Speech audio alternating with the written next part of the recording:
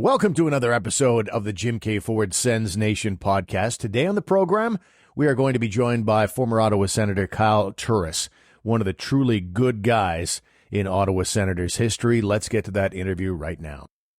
How's the summer going, Kyle? It's been great. It's been a lot of fun spending time with Julie and the three kids, and it's been busy, but it's been a lot of fun. Watching any of the Olympics? Watching a little bit of the Olympics. I started a new job at the beginning of the summer, so been busy with that. I'm the hockey director at the North Shore Winter Club now, and I'm also working with Hockey Canada as part of the senior management team for the U17s.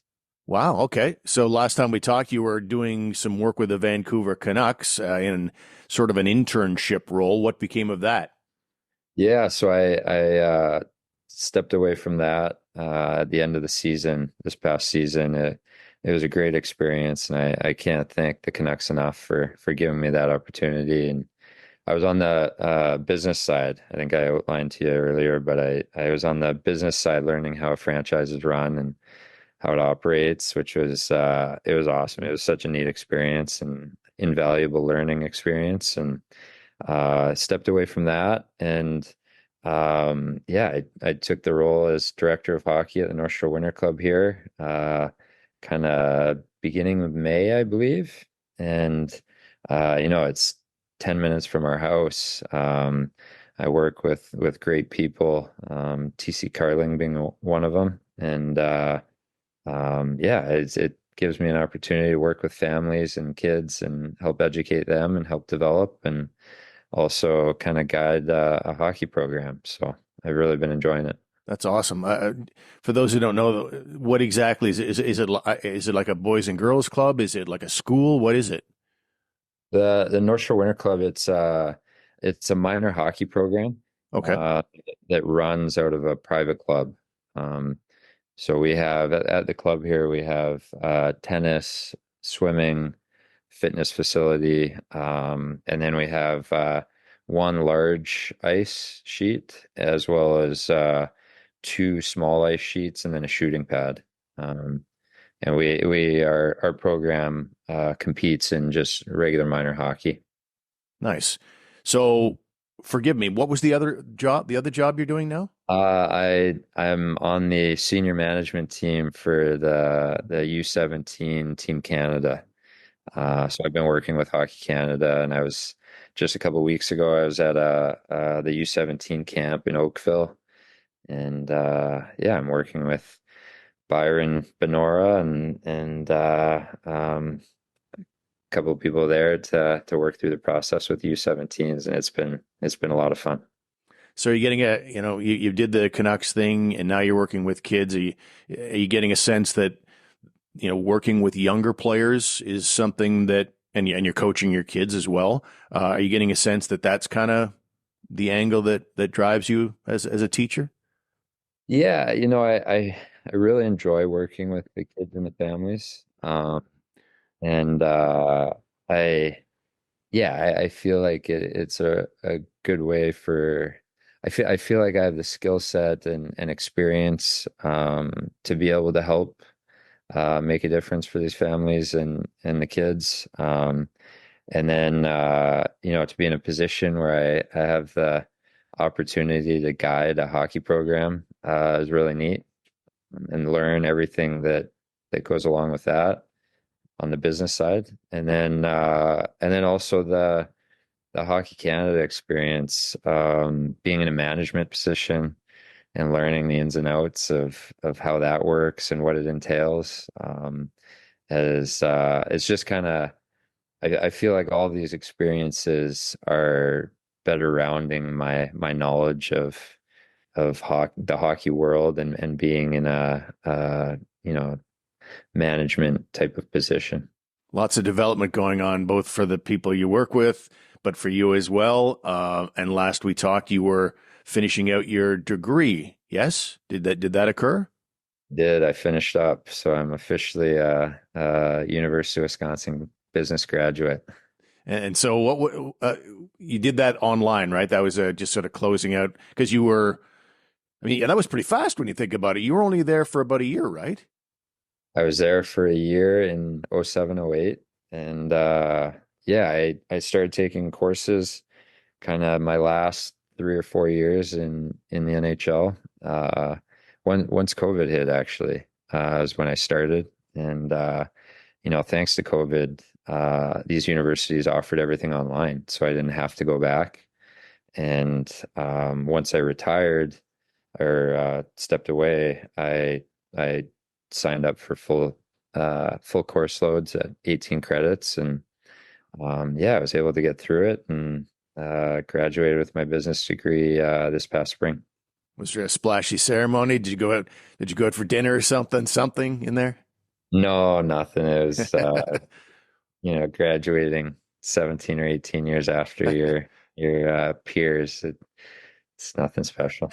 And you didn't text anybody you went to school with that one year and say, "Yeah, I finally joined you here." That's yeah. No, Well, but it is actually funny because a bunch of us freshmen on the hockey team. So my roommate was Ryan McDonough, oh, and another freshman that year was Cody Gulaboof, who played for Columbus, and he played a bit in Ottawa actually. So the three of us actually graduated together at the same commencement. oh, that's great. Who would you say? Who are you tight with? Like, do you still like? Are you tight with anybody from your NHL days? I mean, it's not that long ago. It's a couple of years out now, but do you still text, see people, or is it all family and work? No, I do. Some of my best friends came from hockey, and I, um, yeah, it's funny because in when I got traded to Ottawa, I think I was 21 or 22 years old, and we had a really young group. Carl was a year younger than me. We had the AHL team at the time had just won the Calder Cup the year before I got traded there, and so we had Eric Condra, Colin Greening, and Bobby Butler, and Patty Weirkosh, kind of all come up from that team. So we were all young, and we really kind of grew up together.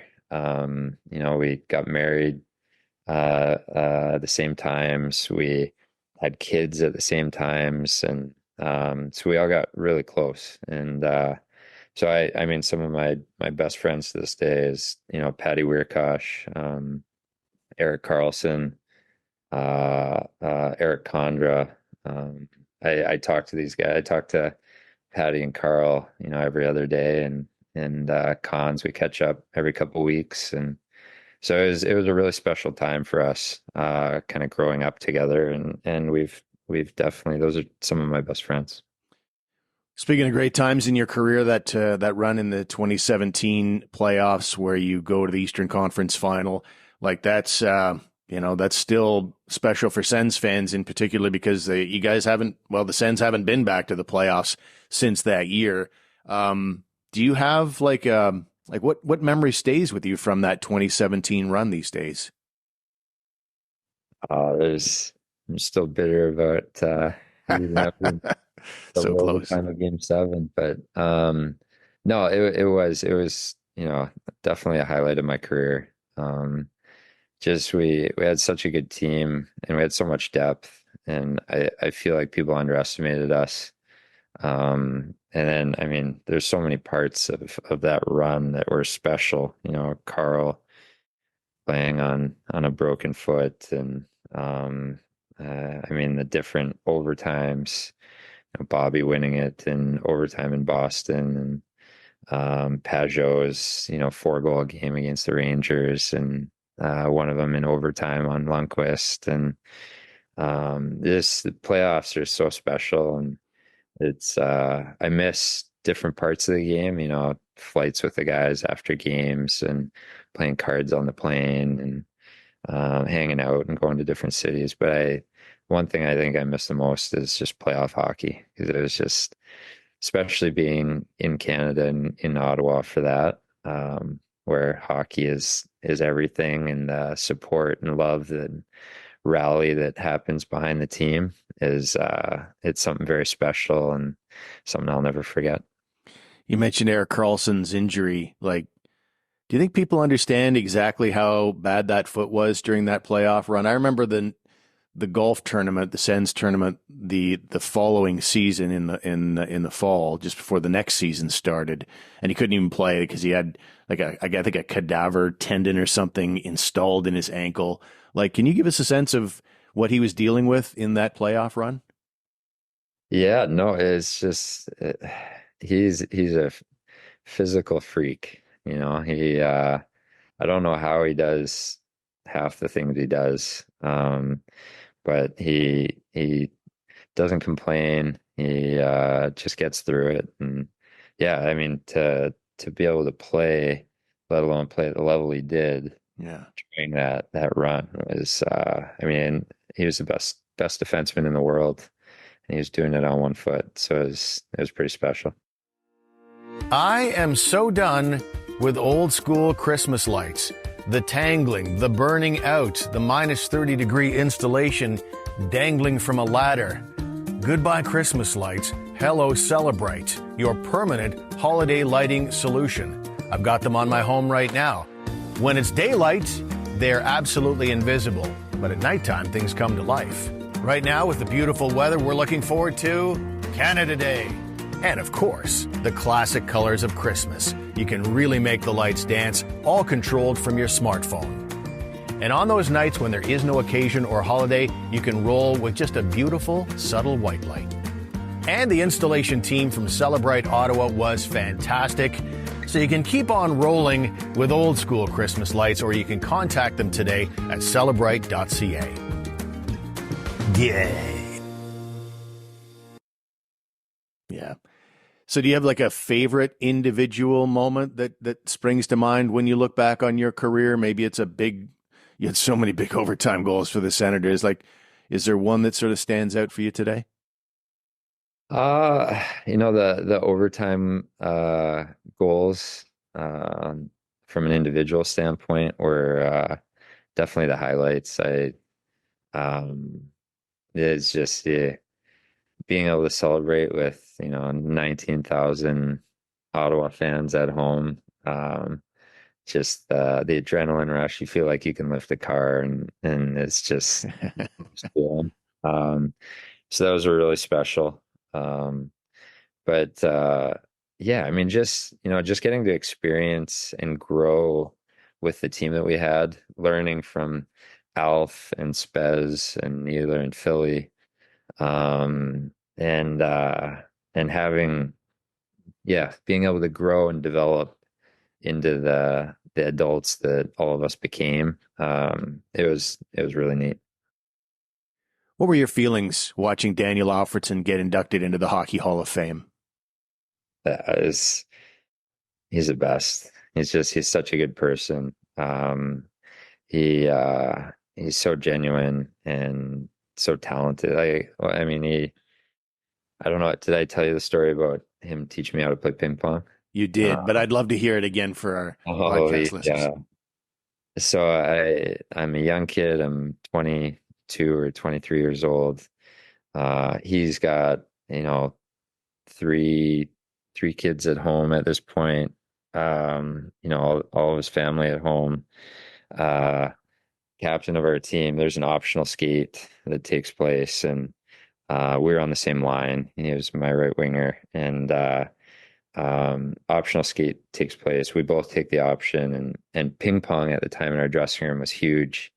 And I was practicing, and I wanted to get better, but I had no direction or anything, and I'd be losing. And anyways, during this optional skate, he could have gone home, could have done anything, but he decided, he's like, Terry, let me show you how to be more consistent on the ping pong table. So we went out in the hallway, and it was for like 30 or 40 minutes. He sat there, and first of all, he showed me how to create a consistently effective forehand. And he showed me how, and then he just fed me balls for, 30 minutes, where I just repetition, and he spent 30 or 40 minutes showing me how to play ping pong properly, um, when he could have been doing anything. And so, I mean, he's such a good person and such a good leader. That it was very cool to see him get into the Hall of Fame. He's very deserving. So when you see that natural desire to help teammates get better, younger teammates get better, I guess you're not too surprised that he's decided to enter the world of assistant coaching in the NHL. Yeah, he's perfect. He's a perfect coach. He like I was saying, he's so genuine. He genuinely likes being on the ice and Yeah. playing keep away after practice and showing guys how to do, special things that he was able to do. And he's a really good communicator. So in being able to explain how to do things, not just telling you to do it. So yeah, I mean, it was a no-brainer for me to see him in a significant coaching position because he is just the organization's going to greatly benefit from that. So what about you now? Do you ever get a chance? The back problem was a large part of why you had to retire when you did. Is it take you out completely? Like, do you get a pro skate in at all? Do you ever get a chance to play anymore? No, I don't skate anymore. The only times I put my skates on are to coach the kids or to play in a charity event, um, which is, once every 3 or 4 months. But I don't really get out on the ice anymore. Right. So how is the back doing in terms of your day to day? Back's doing good. Yeah. It's actually, since I retired, it's been feeling a lot better. It's crazy. You don't think about it when you're playing, kind of the built up or how your body hardens, and kind of what you live with during the time frame of playing. Because, a 3 month summer isn't long enough for your body to fully expunge anything you're trying to recover from and get over. And it took me like 9 plus months from when I retired for my body to, my back started to feel better and everything started coming out. My ankle was still bothering me, and so since then it's really started to come around and feel better. That's great. We hear about Mario Lemieux in his later days. He's got, you know, he had to have a kid come in and tie his skates before practices and games. Did it ever get that bad while you were still playing? Yeah, no, it was there. There was a time in Nashville where yeah, I was just doing like a warm up pre-practice, and Pecorini was on the bike kind of right next to me, and I just did like a very controlled low weight kind of single leg squat, and anyways my back just completely gave out and I just laid down on the ground, and Pex came over and he's like, like, are you okay? I saw that. And anyways, he helped me into the training room, and yeah, I mean, it was stuff like that that went from, an early, because I had back surgery at 19, and kind of spent the rest of my career trying to maintain it. And for the first number of years, it would act up maybe like once or twice a year, throughout my time in Ottawa. And, as I got older in my career, it kind of went from once or twice a year to, you know, once every couple months, and then, once a month. And then kind of towards the end, it was once or twice a month. And it was just, yeah, tying your skates was, it was a challenge. Well, an incredible career to be congratulated for, despite dealing with all you did. But I want to ask you about, as we kind of wrap things up here, Kyle, the way the organization is today. The Ottawa Senators have had so many changes, even since the last time you and I talked. Like, they've got new ownership, they've got a new head coach, whole new coaching staff, including Daniel Alfredson, Travis Green, head coach, new general manager, and Steve Staios. Sort of looking from a distance, about as far as you can be away from the city of Ottawa here in Canada, looking in on things. What's your impression of what's happening here in Ottawa? It's exciting. It's really exciting, to have new ownership with Mike Landlauer, and guiding the organization the right way. And then Steve Staios coming in, and I mean it's a really exciting time with um, a significant change that I think probably needed to happen. And moving forward, I think it's yeah, the world's your oyster going forward. It's you have the city behind you. It's the best city, and just a very exciting time. Now, I know one of the people that you were always tight with in the media was Ian Mendez, and I know you're jacked about his new role with the Sens. Yeah, no, it's gonna be awesome. He's such a good person, genuinely a good person, and to see him involved in the Sens, it's gonna make a big difference for the team and the community. He's really good at what he does. He's very smart, and he really cares. So it's a win-win for everybody. Yeah, unfortunately, you lose a really good broadcaster and media guy. Now he's internal, and so Sens fans are going to miss his coverage of the team. But yeah, I agree with you. I think it's I mean, the whole organization has been saying since day one, we want to be best in class, not just on the ice, but in every decision we make along the way. And I think you'd agree with me that that's a pretty damn good decision right there. Yeah, that's Ian is definitely best in class. That'll be yeah, it's a big hire. Kyle Turris joining us today here on Sens Rewind. Kyle, I really appreciate you joining us here today, and look forward to talking again down the road. Awesome. Thanks for having me, Steve.